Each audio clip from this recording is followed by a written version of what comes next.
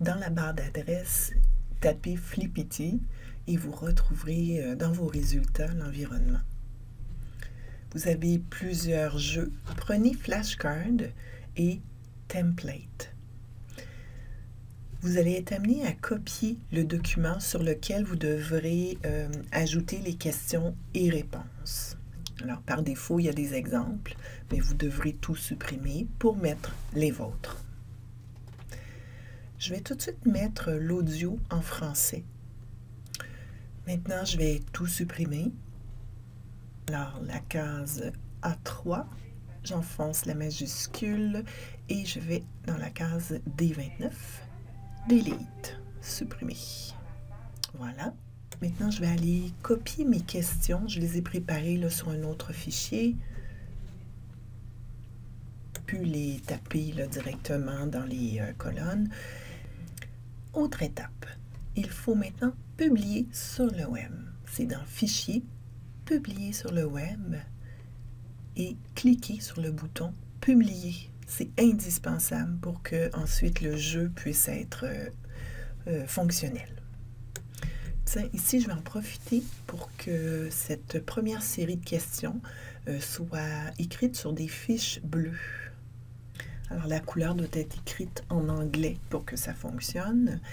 Maintenant, le lien, c'est la dernière étape. Le lien est fourni sur le deuxième onglet. En cliquant sur le lien, vous aurez automatiquement les fiches qui sont disponibles, mais vraiment en temps réel. Ça veut dire que si vous partagez le fichier aux élèves pour qu'ils collaborent à ajouter des questions, bien, ils vont les voir apparaître aussitôt dans le jeu. Mettons qu'on en ajoute nous-mêmes ici une autre série de questions qui pourrait correspondre à un autre chapitre de votre sujet. On va les distinguer par une autre couleur. On va pouvoir constater justement qu'elles vont s'ajouter automatiquement. Je vais voir sur le lien. Alors, je devrais trouver à la suite des fiches bleues mes fiches jaunes. Voilà. Ce qui est intéressant ici, je porte votre attention sur le petit haut-parleur. Là, je viens d'activer la synthèse vocale. Recherchez du texte sur la page active. CTRL plus Z. Alors, c'est intéressant là, pour les élèves qui peuvent se faire lire les questions, les réponses. Ici, l'autre icône, c'est pour enlever les cartes que l'élève connaît. Alors, il peut se concentrer sur les cartes essentielles, faire un petit mélange de toutes ces cartes, etc. Il faut juste explorer les fonctions.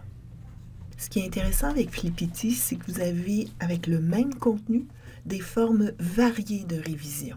Je vous laisse explorer ça aussi.